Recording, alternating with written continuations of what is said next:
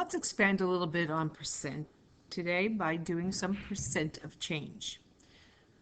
In percent change, we're looking at a difference or a change from the amount from the original to an ending amount. You can find percent change if you know the original amount and by how much it has changed. If that new amount is greater than the original, then we have a percent increase. And if the new amount is less than that original or starting amount, it's called a percent decrease. It makes sense. Here is our basic formula for percent of change. Percent of change is calculated by finding the amount of change, which I call the difference, over the starting or the original amount, and then we convert that to 100 to a percent by multiplying by 100. So a common application of percent decrease is when you're finding the percent of a discount. Imagine that you went in to buy an item at the store and you knew how much it originally cost, and then when you look at your receipt when you got home, you say, wait a second, I paid less than I thought.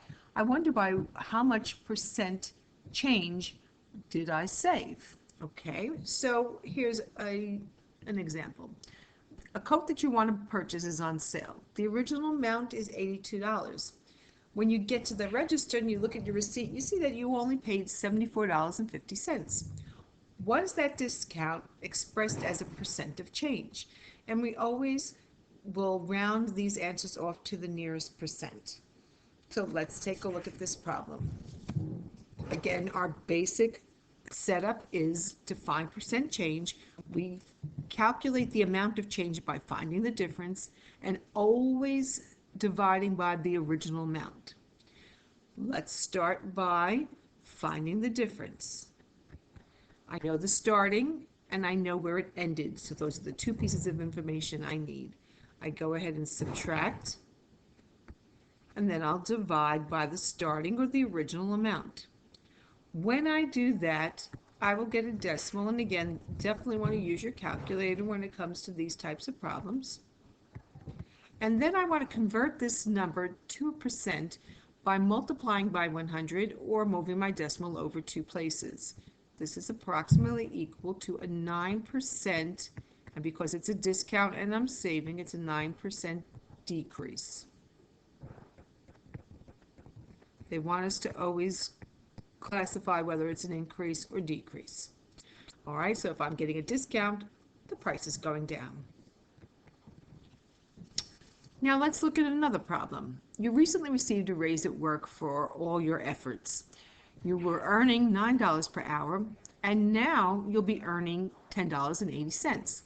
What's the percent increase? Why is it an increase? Because it went from 9 to 10.80. So percent change, we think about that original formula or setup. We find the change, which is the difference. So we're going to take the $10.80. We're going to subtract $9, and we always divide by the starting amount or the original amount. We then go ahead and calculate, and we'll get $1.80 divided by 9, and that's easy to calculate without a calculator in this case. We're going to get, and then we change that to a percent by multiplying by 100, so it's going to be a 20% increase. Again, stating whether it's an increase or decrease.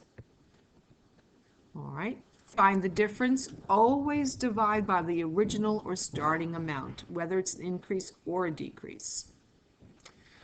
Now let's tell whether each percent change is an increase or decrease. Then we'll find the percent change and we'll make sure that we round it to the nearest percent. All right, percent change. Right away, I know that this is going from 25 to 45, so this is going to be a percent increase. I have to calculate by how much it's an increase. So percent change, once again, is calculated by finding the amount of change, which means we're going to find the difference or subtract the two. We always, always, always divide by the starting amount. That's going to give me 20 divided by 25. And again, there's lots of ways we can calculate this because I know this is compatible with 100. I can do a little mental math here if I wanted to. I'm looking at this as making it as a percent, which is per 100 times 4 times 4. So I have 80%. And that's going to be an 80% increase. Remember, I'm finding percent. I've got to include that percent symbol.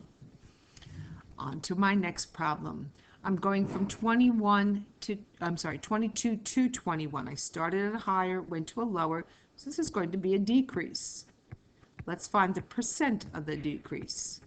Again, percent change tells us to find the amount of change by finding the difference. 22 minus 21, always dividing by the original or starting amount. Okay, so now when I get this, I'm going to divide. When I divide 1 by 22, I will get either a terminating or repeating decimal. In this case, I get a repeating decimal. And it just keeps going and going and going. All right, so now I see that if I want to change this to a percent, I move my decimal over 2 places, which gives me 4 5/10, but they want us to round to the nearest percent, so this is a 5% decrease. And that's all there is to percent of change, and we can do more problems as well as other application problems in our upcoming class.